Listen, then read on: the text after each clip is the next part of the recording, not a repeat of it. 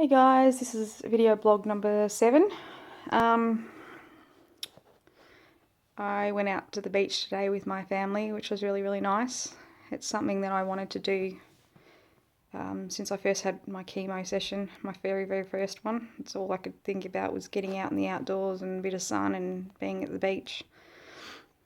So we did that today. The update from last week. They've sent my initial biopsy off to a different lab. Apparently that's just what they do to all different labs. They send each other their,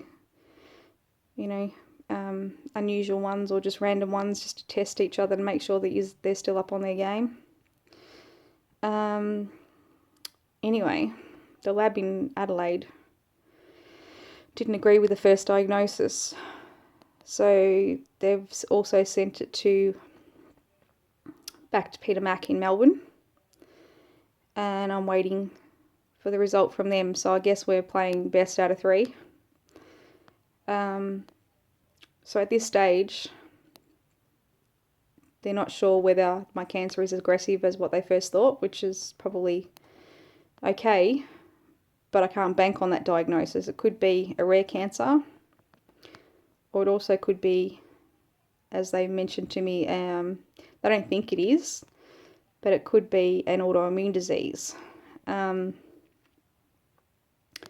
at the moment they're going to treat me like it's an aggressive cancer, so I have to keep having my chemo until they know otherwise,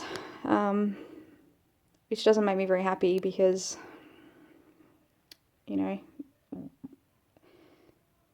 what am I supposed to conquer? I don't even know what I'm fighting. That kind of took all hope out of myself. So this week's been really difficult. I have a scan on grand final Friday, which is a public holiday. The scan will show, I guess it can't really lie, it's like an x-ray. If something's broken, an x-ray shows it's broken. Same as the scan I'm having, it's called a PET scan. And that scan shows all hot spots in the body. So all the cancer cells, they all have a very high metabolism.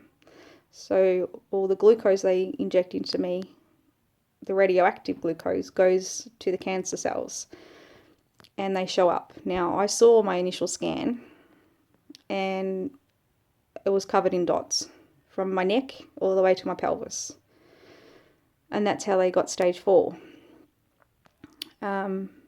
I just need that glimmer of hope before I go back to my next chemo session that it has gone down from 4 to something, 3.5, 2, whatever. So that's pretty much where I stand at the minute. It's been a long week. I'm supposed to start chemo next week, but I've told the specialist that I'm not doing it. I'm having an extra week off so I can spend some time with my kids on the school holidays. I don't want them to have 1 week where mum's okay and the next week when mum's sick again. So I figured that it would be nice to have 2 full weeks where mum's good. So we have lots planned for next week. My gastric system is completely screwed at the moment. I don't eat much. I try, but I can't. But I haven't lost any weight because the steroids that I'm on is keeping it on. So that's why I'm not all gaunt and skinny. I'm suffering from some serious reflux and heartburn at the moment, which I'm on medication to stop the burning. But it's not just inside, it actually physically hurts outside to touch my stomach as well. So I guess that's one of the side effects of the medicine, but if you don't have treatment, then what's left for me? I did joke with the doctor and say that maybe it could be a rare cancer and hey, maybe I might get famous. The Richo disease or something.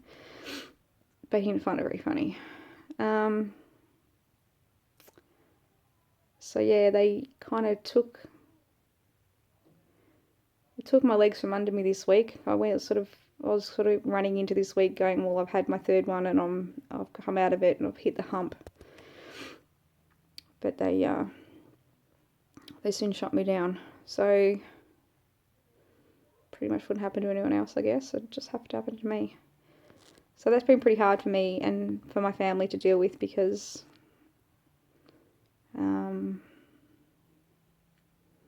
it's just the unknown again. We've put up with that for 2 years. So I was pretty teary this week. I've actually had it's been a bloody emotional week.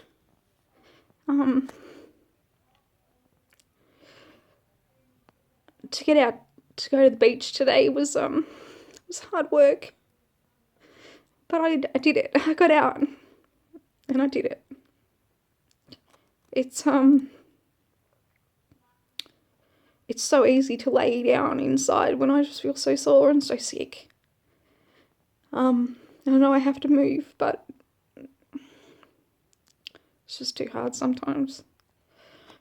And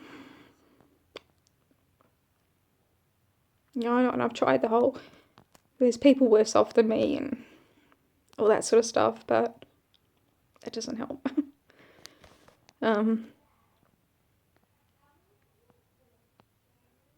It's kind of hard because Mum still wants to come to chemo with me, but she's not well, and she wants to be there and be my mum, but I don't know how to make her not come.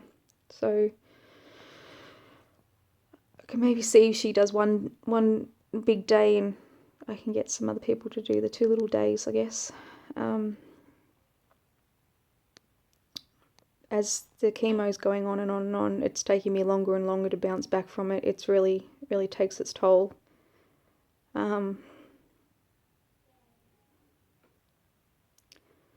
described it to someone the other day who is a cancer survivor, and I was talking to her, and I was trying to put it in terms of, rather than call it chemo, call it a person.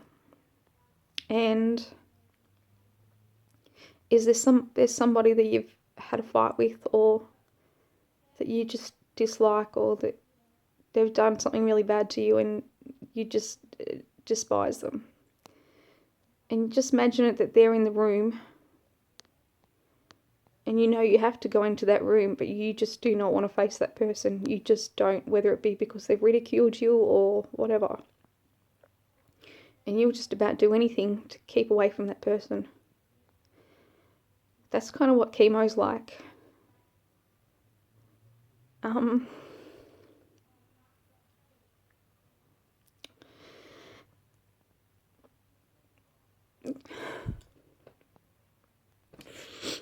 It's the person in that room that I don't want to face. It would just be so easy right now. Especially with the whole complete fuck up of my diagnosis. It would be so easy to give up. I'm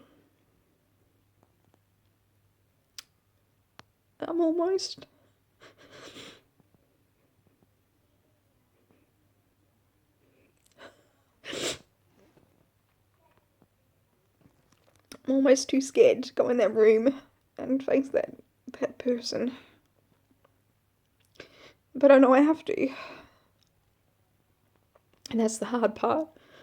I'm torn between what I have to do and what I want to do.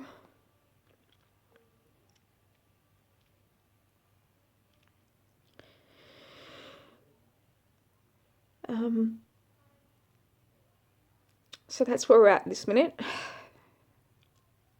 Anyway, guys, I had a great day today, so that's one bonus. Tomorrow's another day. And I'll blog soon, especially when I find out what my actual diagnosis is. See ya.